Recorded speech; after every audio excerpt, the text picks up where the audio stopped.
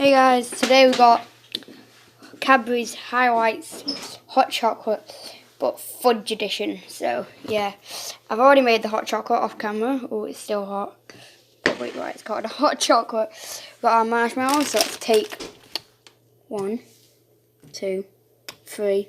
Yeah, let's take the whole bag. Yoy! Right, got enough marshmallows there. Now we shall taste test the marshmallows. Will they be good? Leave your comment down below.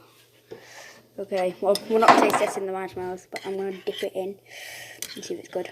Oh god, marshmallows fall down my cup. Not a good start. Good marshmallow. Didn't get much of the hot chocolate. Just me eating hot chocolate, this.